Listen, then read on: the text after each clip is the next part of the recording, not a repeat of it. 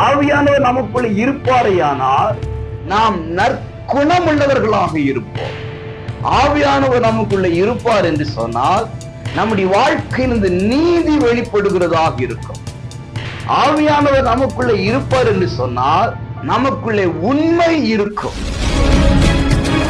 பிரியமானவர்களே, இயேசுவின் நாமத்தில் உங்களை மனதார வாழ்த்துகிறேன். கர்த்தர் உங்களை ஆசீர்வதிப்பாராக.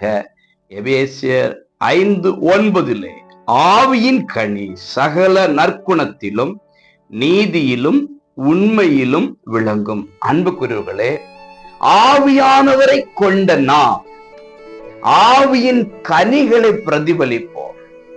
ஆவியின் கனி நற்குணத்தில் வெளிப்படுமா, நீதியில் வெளிப்படுமா, உண்மையில் வெளிப்படுமா? நற்குணத்தை வெளிப்படுத்துவர்களாக நாம் இருப்போம் எப்பொழுது?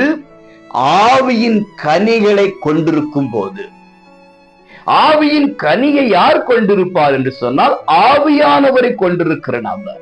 இன்றைக்கு நாம் எப்பேற்பட்ட கனிகளை கொடுக்கிறவர்களாக இருக்கோம்? நம்முடைய ஆவியின் கனி நற்குணமாக இருக்கிறதா? நம்முடைய ஆவியின் கனி நீதியாக இருக்கிறதா? நம்முடைய ஆவியின் கனி உண்மையாக இருக்கிறதா?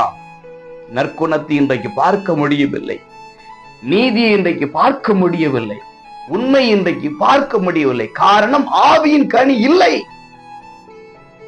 ஏன் ஆவியின் கனி இல்லை? ஆவியானவர் உள்ள இல்லை. ஆவியானவரை கொண்டு ஆவியின் கனிகள் ஆகிய நற்குணம், நீதி, உண்மையை வெளிப்படுத்தி வாழும் பொழுது அதற்கேற்ற ஆசீர்வாதத்தை கர்த்தர் உங்களுக்கும் எனக்கு கொடுத்து நடத்த வல்லமையுள்ளவராய் இருக்கிறார். God bless you.